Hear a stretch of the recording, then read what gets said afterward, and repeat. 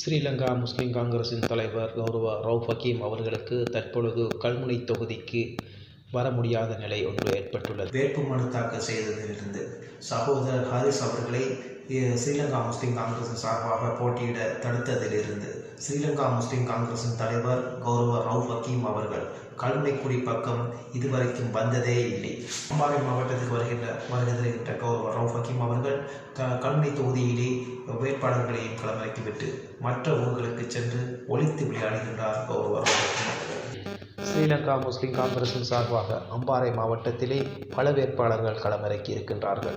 அவ்வேட்பாளர்களை ஆதரித்து பல ஊர்களில் பல கூட்டங்கள் இடம்பெறுகின்றன. அந்த கூட்டங்களுக்கு செல்கின்ற ரவுஃப் ஹக்கீம் அவர்கள் கல்முனை தொகுதியிலே மட்டும் ஏன் பிரச்சார கூட்டங்களை நடத்தி அக்கூட்டங்களில் அவர் ஏறி மக்கள் மத்தியில் ஏன் பிரச்சாரங்களை இதுவரை முன்னெடுக்கவில்லை? இன்னும் பாராளுமன்ற தேர்தல் இடம்பெறுவதற்கு இன்னும் சில நாட்கள் மாத்திரமே உள்ளது. ஆனால் ஸ்ரீலங்கா முஸ்லிம் காங்கிரசின் தலைவர் அவர்கள் கல்முனைக்குடியிலே விசேடமாக கல்முனை தொகுதியின் வேட்பாளர்களை ஆதரித்து எந்த ஒரு கூட்டத்திலும் இதுவரைக்கும் மேடையில் ஏறவில்லை. அகில இலங்கை மக்கள் காங்கிரசின் தலைவர் கூட தனது வேட்பாளர்களை ஆதரித்து அம்பாறை மாவட்டத்திற்கு வந்து பல பிரச்சாரங்களை நடத்தியிருந்தார்.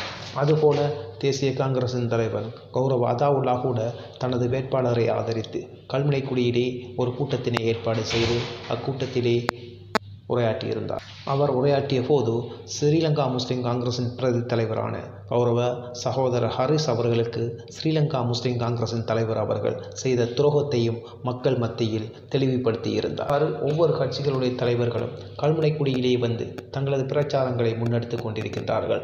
ஆனால் ஸ்ரீலங்கா முஸ்லிம் காங்கிரசின் தலைவர் கௌரவ ரவுஃப் ஹக்கீம் அவர்கள் மட்டும் கல்முனைக்குடிக்கு வராமல் ஒழித்து விளையாடி கொண்டிருக்கிறார்.